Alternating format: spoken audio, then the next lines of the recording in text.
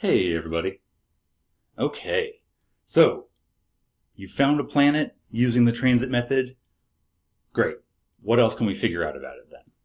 Well, if you watch the brightness of the star and watch it change in time, and you see those dips happen at regular intervals, then that's a surefire sign there's a planet transiting in front of the star, causing the star's brightness to dip. So we can tell from here, right, the time between the dips, why does the brightness dip? Because the planet is going in front of the star from Earth's point of view.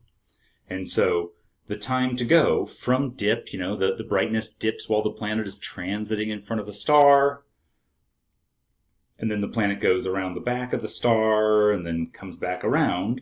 And so the time from one dip to the next dip, that's the time it takes the planet to go around the star one time. That's the period.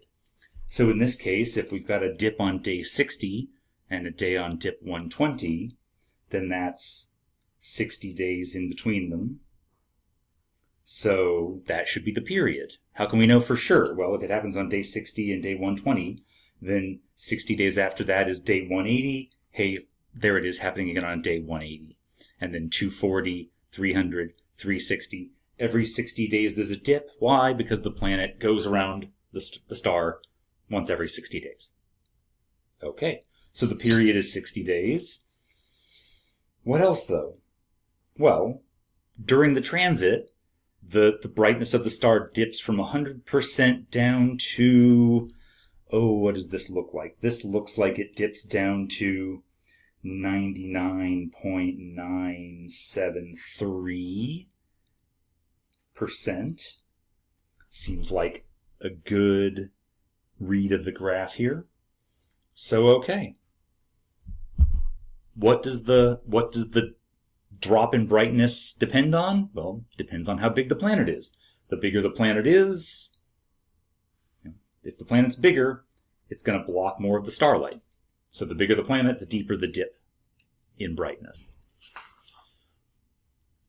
Right? That's where this equation comes from, is to say, all right, if we measure the brightness of the star, the planet is blocking this percent of the star's face, and therefore the planet must be this big to block this much light from a star this big. That's basically where this equation comes from. And so the brightness drop is going to be 100% minus the brightness at the bottom of the dip.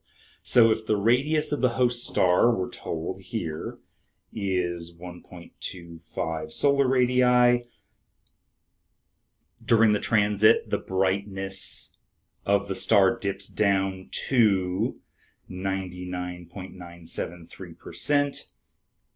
What is that a percent drop of? Let's go to my spreadsheet here. All right. So if the lowest brightness is 99.973%, write that there, then the percent drop is just going to be 100% minus what it dips down to. Okay, so then the brightness of the star dropped by 0.027%. Okay. So 0.027%. Okay.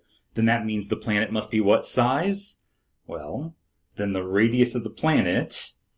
All right, so planet radius.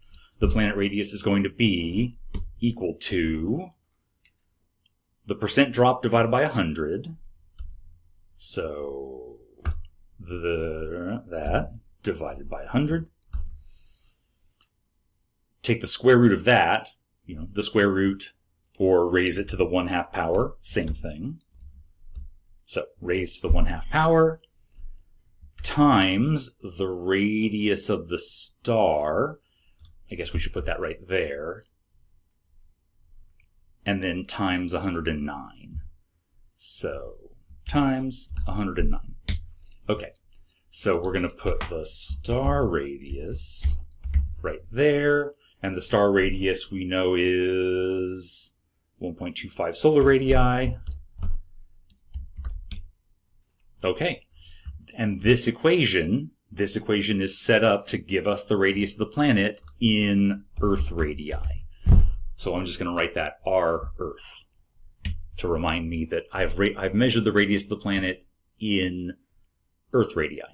So okay, this planet we just discovered is 2.2 times the radius of the Earth. So that's a super Earth, probably.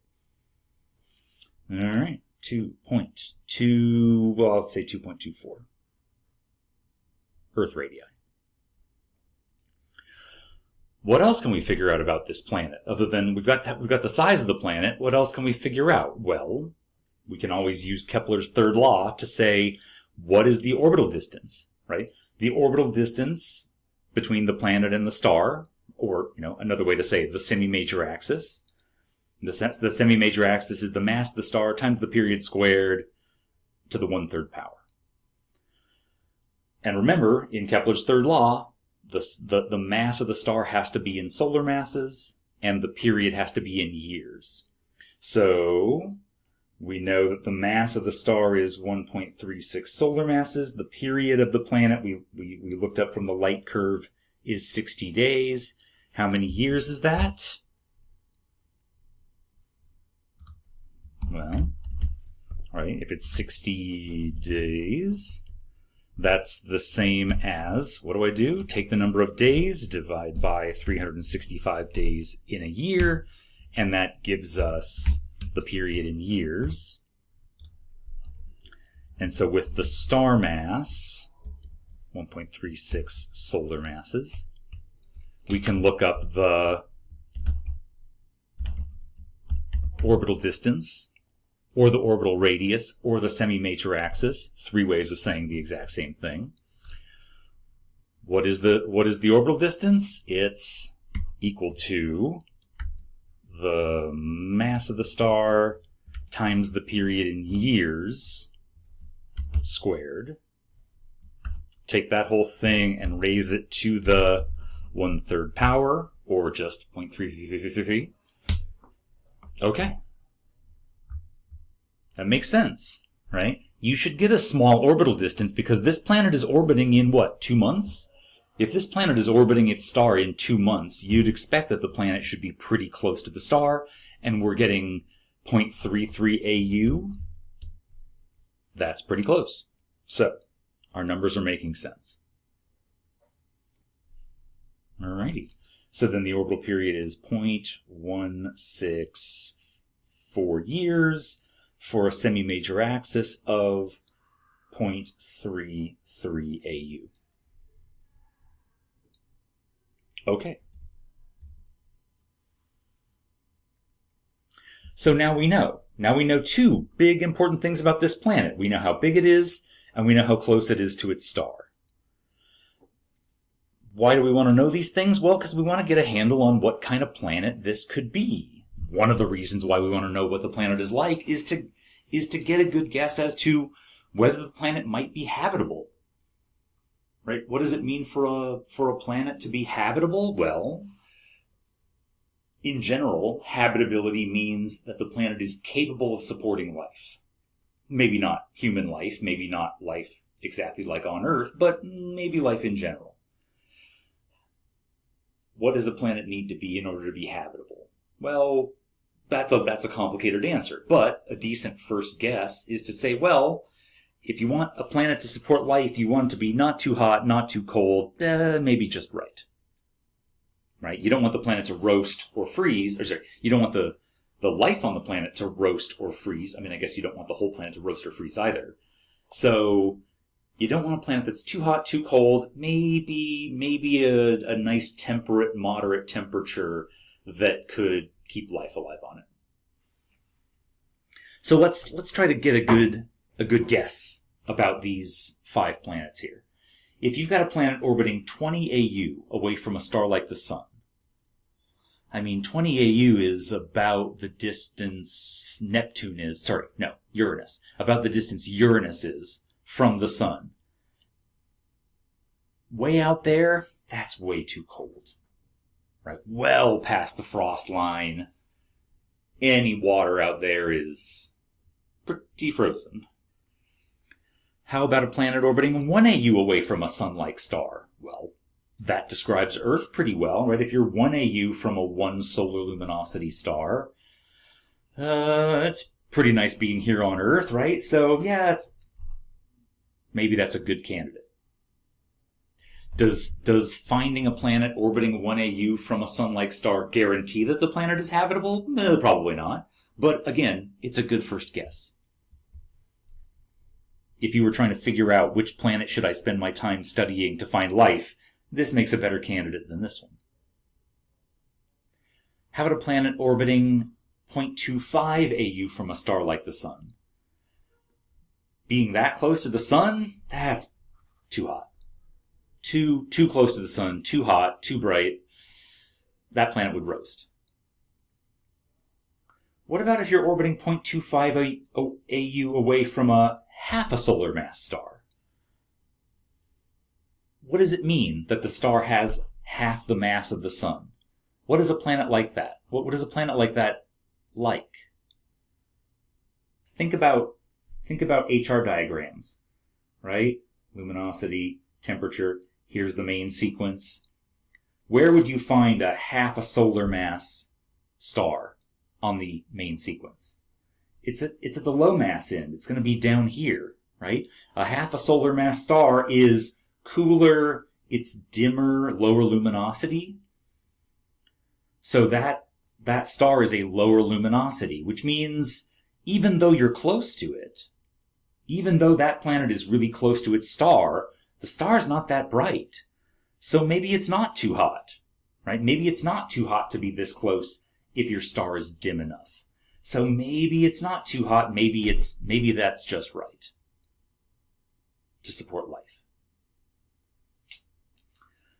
What about a planet orbiting 20 AU from a 4 solar mass star? Well, where would you find a 4 solar mass star on the main sequence? That's going to be like up here, right? These are the brighter, hotter stars. So a 4 solar mass star, that's pretty darn bright. And you'd think being 20 AU away would mean, oh, that planet's way too cold. But you're orbiting far away from a really hot, bright star. So maybe it's not too cold. Maybe even though you're far out there, the star is so bright that star is still shining on its planet with enough energy to make it warm. Right? So we know from our solar system that if you're orbiting a star like the Sun, 1 AU is a good distance, too hot, too close is too hot, too far is too cold. But the distance that's just right, the orbital distance that is just right around the star for the planet to be warm and comfortable and temperate, that distance might be different. In fact, that distance would have to be different, depending on the different luminosities, different masses of the star. You very well could find life around a planet far from its star if the star is bright enough, or really close to its star if the star is dim enough, or at just about 1 AU if the star is like the Sun. So the lesson here is, let's not fall into the trap of thinking that a planet has to be exactly 1 AU around a star exactly like the Sun in order to find life on it, right? We know there's life on Earth. I mean, we're here, right? We know there's life on a planet that's 1 AU away from a 1 solar luminosity star. That's us. But if we only look for planets like this to find life, we might miss something, right? So let's look at all of the planets that might be just the right temperature. Or maybe not just right, but around the right, maybe good. Right? If we look for all of the planets that might be at comfortably warm temperatures, whether they're near or far, let's look for all of them. And then hopefully we'll find life around one of them. But if we only paid attention to this, we might miss some good candidates. So that's why we keep looking for these different kinds of planets, is because, well, we don't know all the ways life can happen in the universe. So let's look for all the ways that life can happen around all the kinds of planets that life could happen. And hopefully we get lucky and find one. All right. What about these other planets? Well, first and foremost, getting the period is easy. 50, 100, 150, 200. Okay, so the orbital period is 50 days. That's easy. And then the lowest brightness, this dips down to 99.982. If you said 982, 983, that's about right. So let's see here. We're getting, the lowest brightness is 99.98, I'm going to say 2. And the radius of the planet, sorry, the radius of the star is 1.67 solar radii. Okay, so that planet is 2.4 Earth radii.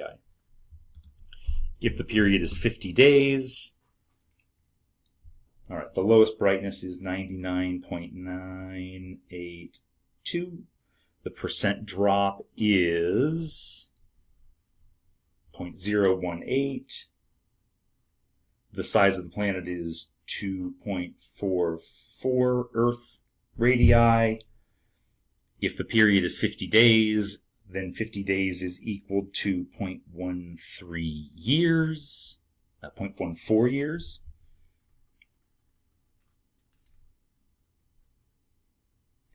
And therefore, oh, what's the mass? 2 solar masses. Can't forget that. And therefore, that planet is also about 0.33 AU.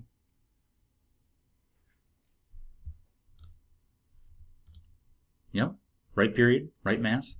All right, not a little bit of a coincidence. Interesting. Okay. What about this one? This one looks like the period is, let's see, this is on day 120, this is on day 240, this is on day 360. Okay, so then the orbital period must be 120 days. And the lowest brightness is, it's right about there. So 99.95, sounds good. All right, so the lowest brightness is 99. Keep this in the camera here. 99.95. Orbital period is 120 days. So that means the percent drop, I mean, the math here is easy, but let's just, for thoroughness' sake, 0.05% drop. And therefore the size, nope. Can't forget the radius of the star. All right. A 1.63 solar radius planet. So again, a planet a little larger than Earth. With a period of 120 days, that's 0.33 years.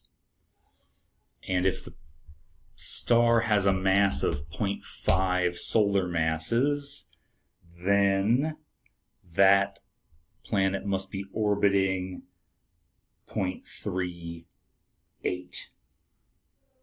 AU from its star. Okay. So again, here's another one of these situations where, all right, we've got a super Earth, right, a planet bigger than Earth, but it's orbiting really close to its star. So you'd think, well, that's probably really hot. Except the star has a low mass. So maybe it's not too hot. Maybe a 0.5 solar mass star is low luminosity enough. If it's dim enough, then maybe 0.38 AU isn't too close. Maybe this planet isn't roasting. So this might be a planet worth studying more in order to figure out, hey, is there life down there or not? This one, I think, would be a bad candidate, right? Because this is a 2 solar mass star. Higher mass means higher luminosity, right? So a 2 solar mass star, that's going to be higher luminosity than the sun, and you're really close to it, right? This is a planet that's too hot. Right? You're really close to a higher luminosity star. Nah. That's, if I had to put my money on it, this planet is probably much more likely to be habitable than this one. All right. Okay. How can we know for sure, though? Right? Just by eyeballing the mass and the orbital distance, like I said, we can get a good first guess about whether the planet is too hot, too cold, or maybe good. How can we know for sure? That's something we're going to get to here shortly, right? Is there a better way to figure out how hot the planet is than just going, maybe too hot, maybe too cold? There is a better way, and we'll get there quite shortly. Okay, hopefully this is making sense. There's a lot more math here, right? This one has a lot more. This tutorial, this microtask has a lot more math to it, and there's a bunch of little steps to doing the math. Program your spreadsheet, right? Just like I did. Get your spreadsheet to do the work for you. That way, all you need to do is make your measurements, right? There's only 2 basic measurements. What's the lowest brightness and what's the period? Make those 2 measurements and then enter the radius and the mass, and it solves all the rest of the problems for you to just spit out, okay, here's how big the planet is, here's how far from its star it is. Right. If you haven't done this yet, I highly recommend update your spreadsheet with these formulas to do all this math for you. It's going to make solving these kinds of problems, and you'll be doing problems like this several more times for the rest of the semester. So program your spreadsheet with all of this pesky math so you don't have to do it by hand anymore. All right. And if you need some help with that, if you need some help with how to program your spreadsheet, come into office hours. I'm happy to help you. Otherwise, great work. On to the next thing. Take it easy, everybody.